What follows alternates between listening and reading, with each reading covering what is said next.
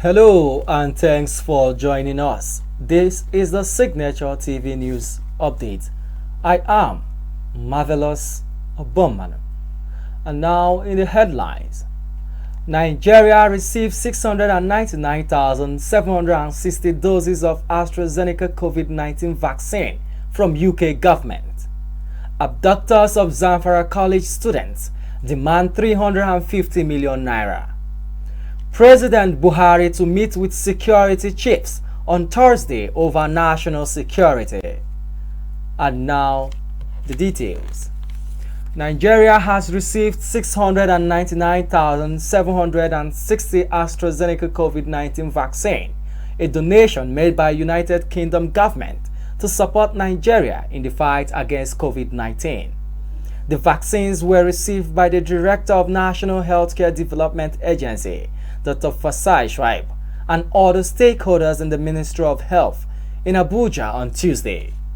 Signature TV correspondent Chibueze Obi has the details.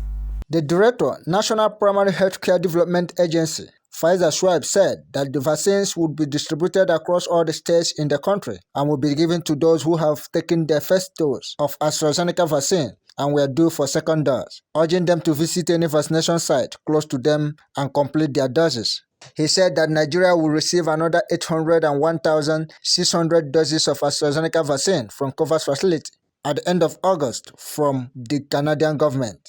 Shwaib assured Nigerians that all the brands of COVID-19 vaccines were certified by the World Health Organization and the National Agency for Food and Drug Administration and Control, NAFDAC, and are effective against COVID-19 virus.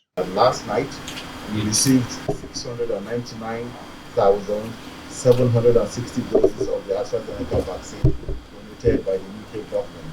We are most grateful to the government and the people of the UK for this gesture. This vaccine will be deployed immediately to the states and will be administered as soon as the second dose to those who had earlier received only their first dose of the vaccine during the first phase of the vaccination rollout. I therefore enjoin all those who have received AstraZeneca as first dose to visit the nearest vaccination site to receive the second dose to be assured of full protection. We have also received communication from the COVAX facility of an additional 801,600 doses of AstraZeneca vaccine.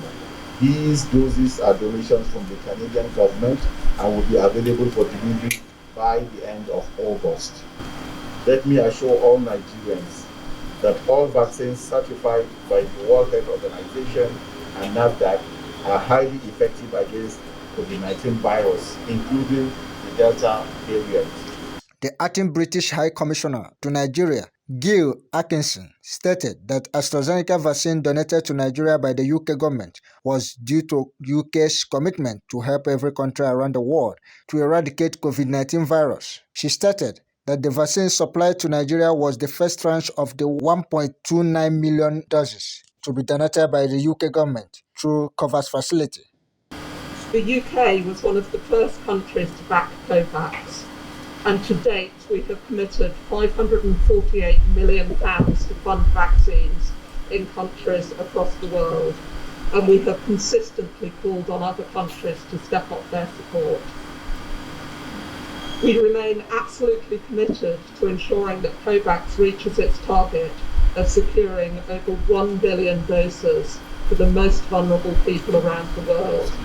Working in Nigeria, we have restructured our health and development programming to support Nigeria's response to COVID, and we continue to respond to the COVID outbreak, working in close harmony with the relevant elements of the federal government of Nigeria. The World Health Organization country representative, Dr. Kazadi Mulumbo, promised that the World Health Organization would continue to work with the UK government to ensure that everyone across the world gets vaccinated.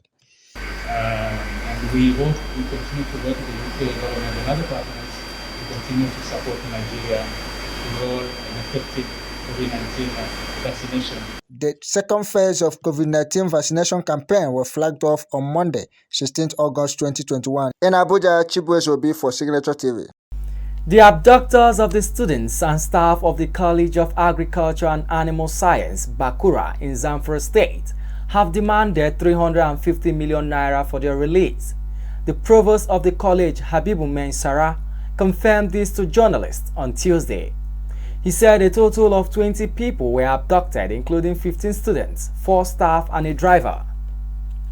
The gunmen has stormed the institution around 11 p.m. on Sunday and kidnapped the students and staff of the college. During the attack, the gunmen killed 2 watchmen and a police officer. Meanwhile, the Zamfara State Governor, Bello Matawale, in a statement by his spokesman, Yusuf Gusau, on Monday, promised to secure the release of the victims of the latest abduction by bandits in the state. President Muhammadu Buhari will on Thursday meet with the security chiefs as part of measures to tackle the numerous security challenges in the country. The special advisor to the president on media and publicity, Femi Adesina, disclosed this in a statement issued on Tuesday, adding that the meeting will hold in the presidential villa in Abuja. This is coming 6 days after the president returned to the country from London, the United Kingdom, where he attended an education summit and did health checks. Service chiefs expected in attendance include the Chief of Defense Staff, General Leo Irabo, Chief of Army Staff, Lieutenant General Farouk Yahaya, the Chief of Naval Staff, Rear Admiral Awaz Zubairu Gambo, and the Chief of Air Staff, Air Vice Marshal Aladayo Amao. Others include Vice President Yemi Oshibajo, the Minister of Defense, Major General Bashir Magashi retired, the Director General, Department of State Services, DSS, Yusuf Bichi, and the Inspector General of Police, Usman Alkali Baba. The People's Democratic Party (PDP) has advised President Muhammadu Buhari to immediately forward to the National Assembly an amendment bill to the new Petroleum Industry Act. The party gave the advice in a statement by its National Publicity Secretary, Kola Olobodiyan, on Monday in Abuja in reaction to the signing of the Petroleum Industry Bill into law by President Buhari. The PDP advised the president to send amendment bill to the National Assembly to reflect the true wishes and aspirations of every segment of the Nigerian society. He expressed surprise that Buhari ignored the huge outcry by the majority of disenchanted Nigerians and signed the bill as passed by the National Assembly into law. Olobodiyan added that signing the bill into law was not in the interest of oil-producing communities, particularly in the face of the challenges they face as a result of oil exploration. Olobodiyan, however, called for calm across the country, particularly the South-South geopolitical zone. He also urged lawmakers elected on PDP platform to be at alert, even as preparation must be in full swing for an urgent amendment to the law. And now moving over to business. The federal government plans to borrow about 4.89 trillion naira from internal and external sources to finance the deficit in its proposed 2022 budget of 13.98 trillion naira due to dwindling revenue. The Minister of Finance, Budget and National Planning, Zainab Ahmed, made this known in Abuja on Monday at an interactive section organized by the House of Representatives Committee on Finance on the 2022-2024 Medium-Term Expenditure Framework and Fiscal Strategy paper. The Finance Minister noted that perception of the Naira has been overvalued, despite the recent adjustments by the Central Bank of Nigeria, has compounded Nigeria's risk aversion in the global capital market, which she said would further put pressure on the foreign exchange market, stressing that foreign portfolio investors have yet to return to the Nigerian market.